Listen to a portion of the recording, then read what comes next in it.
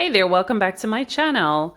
Today I'm going to walk you through the steps I take to do a customized mug using the Cricut Explorer 2. So the first steps that I would take is to create my design in the Cricut workspace. And this is a customized product for one of my clients, and she just wanted her name and saying Chris's mouthful and a cute little heart. This is a mug that she's going to be using every day, and I guess she just wanted something personalized. Yes, so don't forget to subscribe to my channel so you don't miss these tutorials. Pretty informative and you don't want to miss it. All right, so what I'm doing now is I will be sending my design through the Cricut machine, so it will cut on the permanent vinyl. And the vinyl that I'm using today is the Oracle brand. All right, so this is the mug that I'll be using for this design today. So as you can see, it's blue on the inside, and I'll be using blue vinyl to match. While I'm printing, I will be cleaning my mug with some alcohol just to remove any fingerprints or residue from my workspace. Okay. I'm getting my tools ready for the weeding process and adhering the design to the mug. It was a pretty small design, so it shouldn't take much time to cut on the machine. I will be using the Cricut transfer tape for this project. I do like using the Cricut transfer tape because I find that it lifts the vinyl much easier and the transfer process is smoother for me. If you know of other vinyls that works great, you could let me know. Setting my mug aside, and here we go.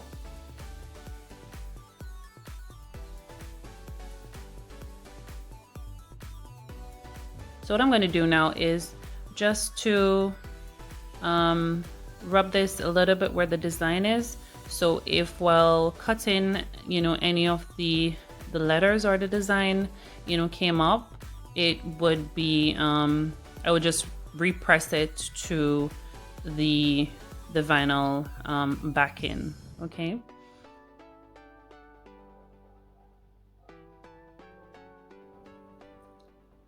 So I'm removing the excess vinyl from this design. So I will only have the words or the full design that I need to put on the mug. The weaving process, for this small design, it doesn't take a lot of time. You just need to remove the little those cut pieces from your design that you don't need to place on your surface. So the process is pretty much called weeding. And yes, it can be a little time consuming, especially if it's a bigger design, but this one was pretty quick.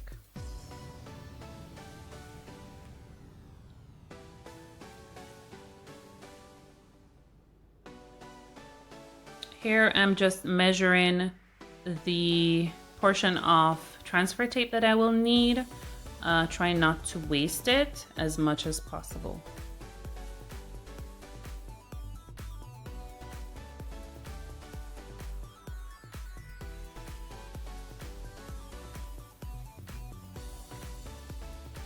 I like to put my transfer tape back together, and I used like a small elastic band to just keep it together, that it doesn't roll out of place or it gets wrinkled.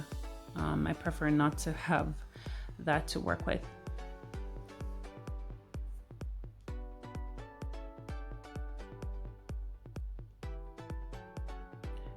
All right, so with the transfer tape, what I'm doing is I am pulling the design from the vinyl backing, from the vinyl sheet. Okay, so this way I will transfer it to the mug nice and easy. Sometimes you have to give it a little extra rub because some of the letters may not come up so easily. Usually it doesn't give me so much work, but I'm not sure what's going on today.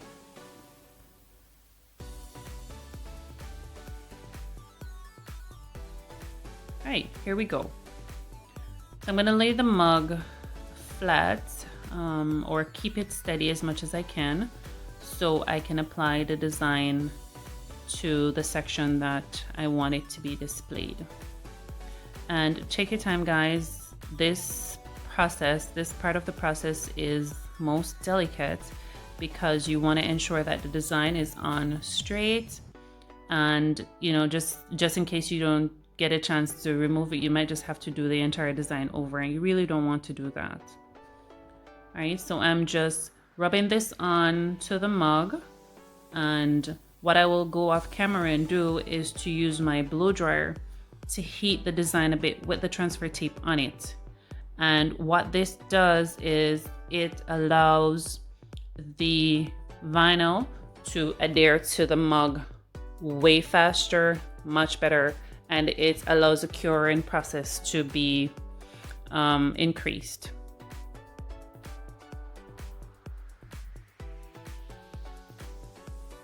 I find that it works well, and I haven't stopped doing it since I discovered that process. So just use your blow dryer to heat it up with the transfer tape. You continue to rub it on a little bit, and then you remove your transfer tape, and voila, perfect and easy. Okay, beautiful. So guys, tell me what you think about this design. Pretty simple and I think classy.